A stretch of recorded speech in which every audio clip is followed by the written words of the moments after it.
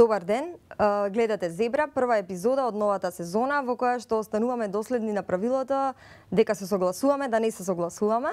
Односно во оваа емисија и понатаму ќе дебатираме на различни теми од различни аспекти и со различни гости. Денешната тема некако спонтано се наметна со оној фамозен случај кога познатиот македонски уметник Кирил Поп Христов беше приведен под обвинение дека поседувал и произведувал марихуана, што е илегално според позитивното право во Македонија. И целата јавност се инволвира, иако не за прв пат, меѓутоа никогаш дотогаш во толку интензивна дебата. При тоа се отворија и страници за поддршка на фановите за ослободување на Кили и легализација и декриминализација на марихуаната. Со Александар во студиото сме со двајца гости, кои што Александар ќе ги представи и токму на таа тема ќе дискутираме и денеска. Како што може да видите на нашиот сајт zebraonline.mk, прашањето ни е едноставно поставено, дали во Македонија треба да се легализира марихуаната. Тоа секако има и многу подпрашања и дали тој чекор би бил така директен, дали тоа претходно може би било потребно да се декриминализира и сите други аспекти. Значи, дебатата е многу широка, ние поедноставно ја поставивме за да биде поразбирливо. На темата денес ќе дискутираме со две генерацијски многу различни личности и кои што за некои работи се сложуваат, меѓутоа за генерално за ставот околу ова прашање се имаат различни гледишта. Со Рубин Јовановски, кој што е блогер и студент и можете активен на Твитер, и со господинот Лазар Гогов, автор на еден од авторите на блогот Пријатели на народот, кој што во последно време имаше неколку текстови конкретно поврзани на оваа тема. Значи, да почнеме со вас.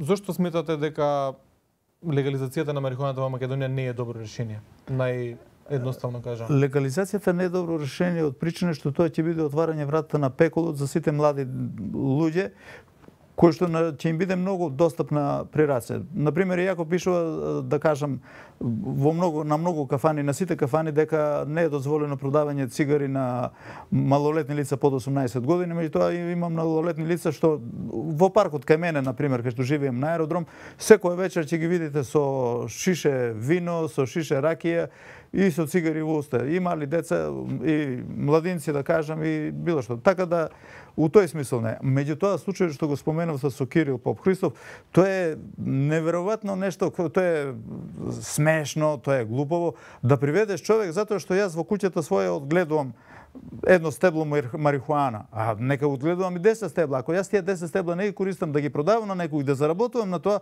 значи на друг да правам штета, јас можам да гледам дома што сакам. Јас можам да се уништувам како сакам. Сега општеството нека преземе мерки да не ги сноси последиците од тоа што некој се уништува со марихуана или со дрога, било што. Иначе со јачање на репресивен апарат или со забрана на ова или легализација, тоа не е решение воопшто проблемот. Рубин, ти веруваш дека силата на аргументите економски, етички, медицински, кои што зборуваат во прилог на марихуаната, се посилни од оние кои што се против?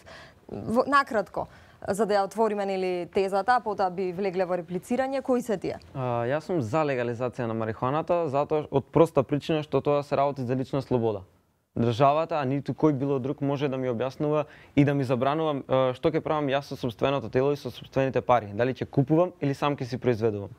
Втора причина затоа што легализирањето на марихуаната ќе донесе огромен економски бенефит по државата. Холандија, да земеме за пример, во 2012 година заработи $600 милиони од данок, кои потоа тие пари може да се искористат за едукација, колку е тоа штетна за училишта, било за што. И трето, може да се да се легализира марихуаната како медицинска. Огромен број на организации, огромен број на истражувања и реномирани доктори кои претходно размислувале поинаку, но кога веќе навлегле подлабоко во проблемот, сега се согласуваат дека марихуаната треба да биде легализирана. Затоа што има аналгетско дејство, помага на болните од рак, посебно да им се намалат болките, им помага да имаат поголем апетит, што е прилично важно при лекувањето на рак.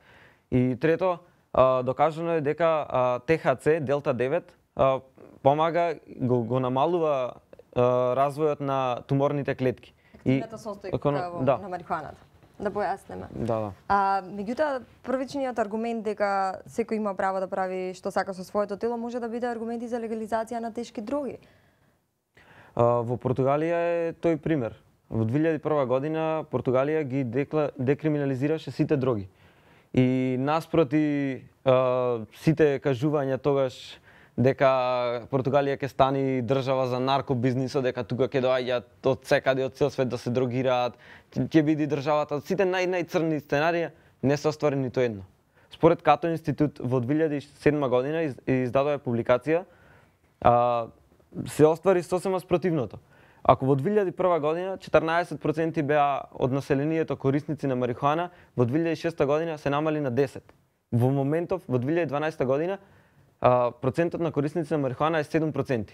Значи, се либерализираше и се намалува процентот. Тоа е веројатно пример затоа што забрането овош е многу посладко и општеството тера оно што е забрането да биде бунтовно.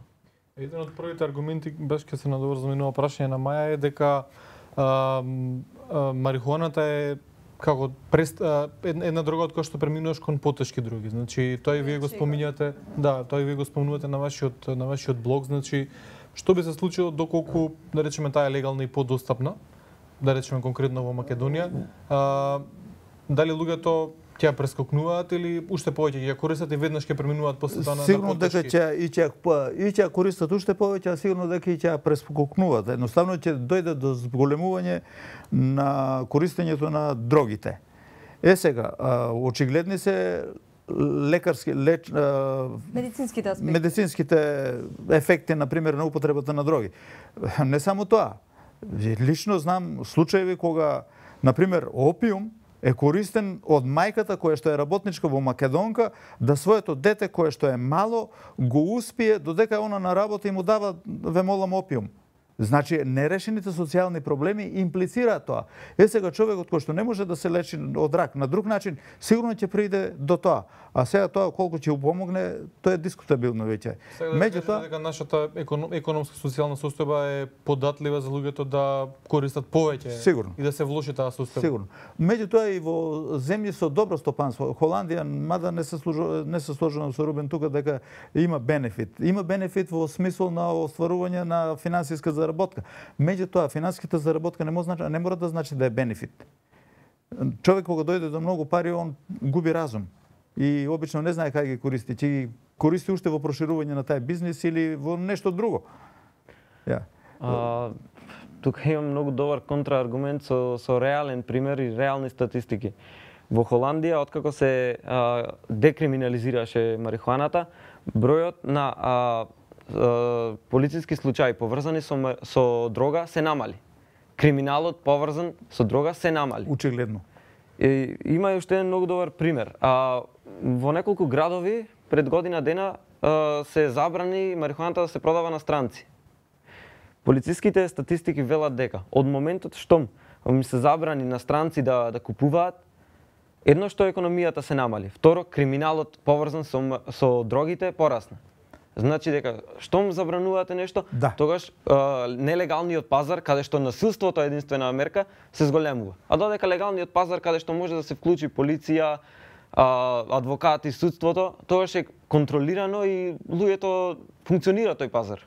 Познавате ли некој што станал зависник од марихуана и што барал дури помош за лечење на истиот? Мислам, може ли од марихуана да се стане зависник според вас? Ако е она појака од цигарите, сигурно. Ако се станува зависник од обичен тутун, од обични цигари, сигурно дека уште повеќе може да стане и од ова. Едно истражување вели 9% од оние кои што користат марихуана стануваат зависници, но затоа пак 30% од оние што конзумираат алкохол исто така стануваат алкохоличари. Зошто е дозволено слободно да се продава и да се конзумира нешто што е 3 пати поопасно? Тоа е аномалија. Ве молам, бугарскиот хан Крум наредува да се уништат сите лозја затоа што виното и ракијата биле штетни за луѓето.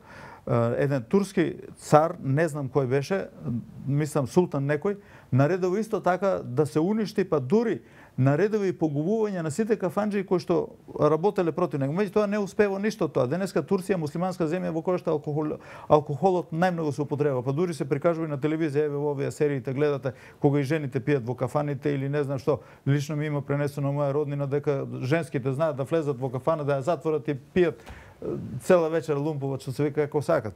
Забраната не е решение, али едукацијата е решение. А друга ствар, на човек на кој што му треба, вие не можете да му забраните тоа да не го користи. А сега како ќе се прибави, тоа веќе некако решават оние кои што ги тангира, тоа не. Ние не можеме да наметнуваме решение. Не можете некого да го натерате да гаи марихуана за да продава на некого. А сем тоа иде и днина веќе кога продавањето и купувањето, ако уште во откровението се вели дека ќе нема купување и продавање, а марксизмот објасни зашто ќе нема купување и продавање, затоа што средствата за производство се општествени и иде дено, значи кога ќе нема купување и продавање, а штом ќе нема купување и продавање, ќе нема ни пари. А тога оној што ќе сака марихуана ќе мора да се ја гаи сам. Вие сте за едно порадикално решение. Дали мислиш дека фармацевските компании кои што некои ги нарекуваат дури фармаколошка мафија, се оние кои што имаат прсти мешане во големата прохибиција на марихуаната со оглед на нејзиното дејство да биде олеснувач на болката, аналгетското дејство кое што го спомна? Па најверојатно да, затоа што на почетокот во 1937 година мислам, марихуаната во САД се користеше како аналгетик. Се користеше во фармацевската индустрија. Потоа по неколку години се појавија неколку смешни во време смешни докази дека доведува кон многу тешка зависност, дека доведува до смрт, што е невозможно. Не е регистриран ни еден смртен случај од марихуана? Не е регистриран ниту еден смртен случај на марихуана. Постои теоретска можност да се испуши премногу големо количество на марихуана за да дојде до смрт, но тогаш ќе дојде до смрт од јаглерод диоксид, а не од ТХЦ. Субстанциите, дрогата што да. се да. Значи ќе дојде до смртот од чадот. Па добро, се случува и со обични цигари човек да се предозира. Именно, за зависност според американското истражување за користење на дрога, зависност од марихуана се постигнува кога се конзумира 10 години секој ден и зависник сте доколку повеќе од 6 пати сте се обиделе да се откажете. Меѓутоа, хипотетички, ако 10 години секој ден конзумирате алкохол или кафе во преголеми количини или било дури, не знам, и колачи се овердозирате, во тој случај вие станувате зависник. Мислам, дали тука е проблемот до марихуаната или до навиката?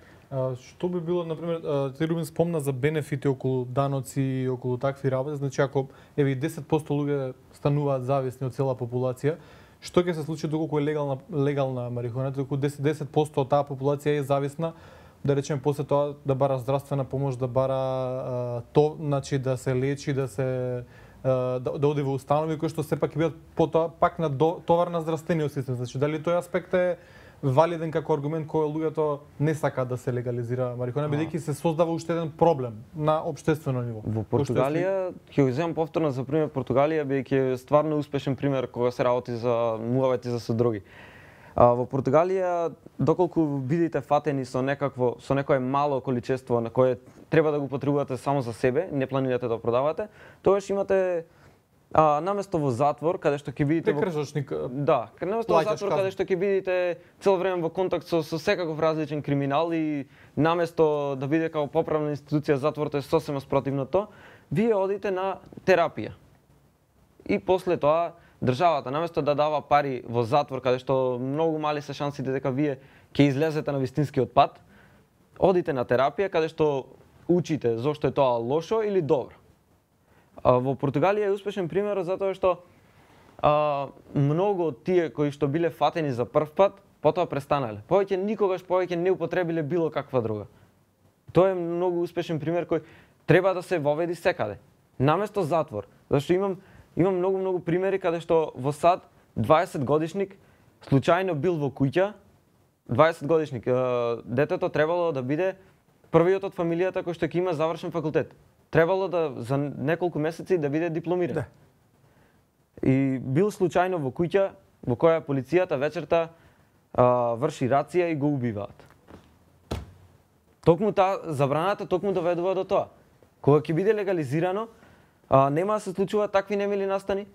Има еден куп такви причани случаи што е страшно веќе да се истражува на таа тема. Ако споруваме нели за смртта, фактички од самото конзумирање марихуана луѓе не починале, меѓутоа сите може тука се согласиме дека марихуаната влијае на човекот и дефинитивно му влијае на процесот и на системот на расудување. Конкретно веќе го споредам, можеби лаичка споредба, меѓутоа ќе споредиме со алкохолот. Алкохолот влијае исто во сообраќајот и се знае која е лимитираната граница, односно кој е лимитот на возење под дејство на алкохол. Како, например, доколку се легализира, ние би можеле тоа да го контролираме? Во материјалите не марихуаната во многу случаи каде што се случиле сообраќајни несреќи, каде што дел била и марихуаната, тука се работи во многу од тие случаи се работи за некаков микс меѓу марихуана, апчиња, алкохол. Така да и тоа е ретко кога е директно поврзано марихуаната. Но сепак тоа се работи затоа што е забрането. Значи постои таа бунтовност. Во Португалија, повторно ќе испомнам, можда сум досаден со тој пример, но бројот на смртни случаи поврзани со било какви други се намалува. Константно се намалува. Заболени и смртни случаи од ХИВ вирусот од 2001 до сега е намален за повеќе од 60%. Додека кај тие што користат дрога.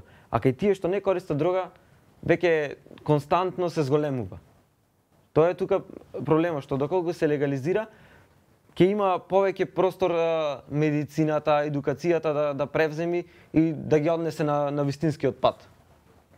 Лазар, Рубин, ви благодариме што бевте гости од првиот дел од Зебра на оваа тема. Ние во петок продолжуваме на оваа тема со нови гости.